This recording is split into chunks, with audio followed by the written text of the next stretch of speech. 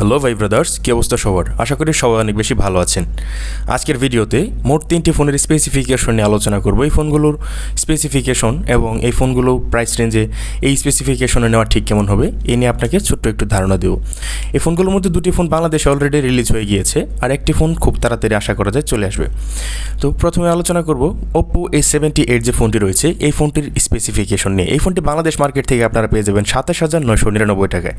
এখন দেখার বিষয়, এই ফোনটিতে 27,999 টাকায় কী অফার করছে আমাদেরকে।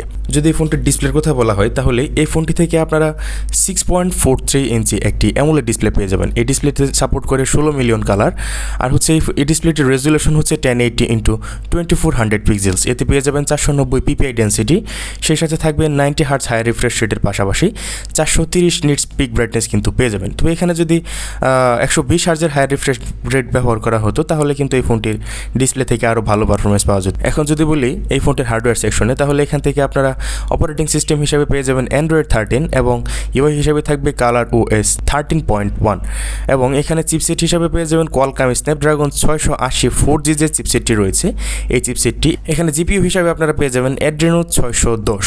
তারপর এই ফোনটি বাংলাদেশ মার্কেট থেকে আপনারা 8128 একটি ভেরিয়েন্ট পাবেন, আর একটি ভেরিয়েন্ট পাবেন হচ্ছে 8256। তারপর এখানে যদি আমরা ক্যামেরার কথা বলি তাহলে আপনারা এখান থেকে রেয়ার প্যানেলের মেইন শুটার থেকে আপনারা পেয়ে যাবেন 50 মেগাপিক্সেলের একটি মেইন শুটার, 2 মেগাপিক্সেলের ডেপথ সেন্সর, আর এই ফোনটি দিয়ে রেয়ার প্যানেল দিয়ে ভিডিও রেকর্ড করতে পারবেন 1080p-তে 30 fps এবং 720p-তে 30 fps ভিডিও রেকর্ড করতে পারবেন। সেলফি ক্যামেরার কথা বলতে গেলে এখান থেকে আপনারা ফ্রন্ট প্যানেলে 8 মেগাপিক্সেলের একটি সেলফি শুটার পেয়ে যাবেন।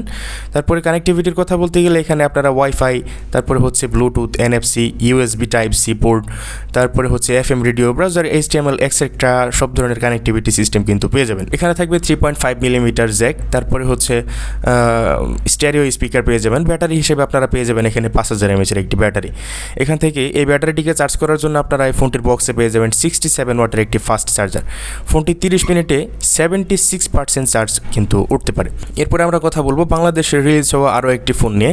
সেই ফোনটির নাম হচ্ছে Realme C51। এই ফোনটি বাংলাদেশ মার্কেট থেকে আপনারা 15,999 টাকায় পেয়ে যাবেন। 464 যে ভেরিয়েন্টটি রয়েছে এই ভেরিয়েন্টটি। প্রথমে যদি কথা বলি এই ফোনটির ডিসপ্লে নিয়ে, তাহলে এখান থেকে আপনারা 6.74 ইঞ্চি একটি IPS LCD ডিসপ্লে পেয়ে যাবেন।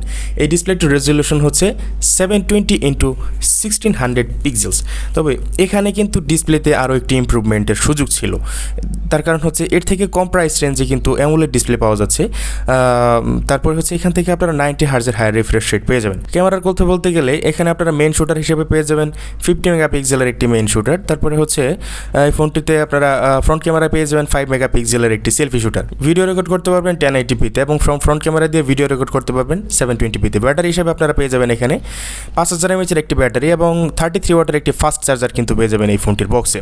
এবার যদি বলি পারফরমেন্সের কথা, তাহলে এখান থেকে আপনারা অপারেটিং সিস্টেম হিসেবে পেয়ে যাবেন Android 13, আর হচ্ছে চিপসেট হিসেবে পেয়ে যাবেন ইউনিসোস টাইগার T612 12 ন্যানোমিটার ট্রানজিস্টরের তৈরি এই চিপসেটটি। এরপর কথা বলবো Infinix 030 যে ফোনটি রয়েছে এই ফোনটির ব্যাপারে।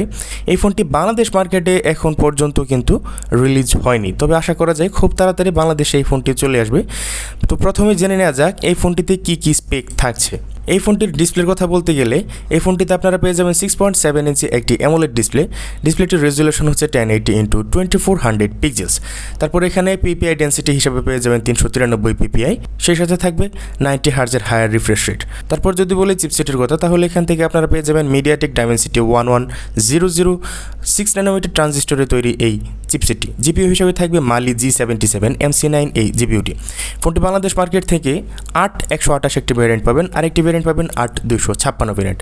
তারপরে ক্যামেরার কথা বলতে গেলে এখানে আপনারা রেয়ার ট্রিপল ক্যামেরা সেটআপ পেয়ে যাবেন। এর মেইন শুটারটি হচ্ছে 108 মেগাপিক্সেল, 13 মেগাপিক্সেলের একটি ক্যামেরা পেয়ে যাবেন, আর 2 মেগাপিক্সেলের একটি ক্যামেরা পেয়ে যাবেন।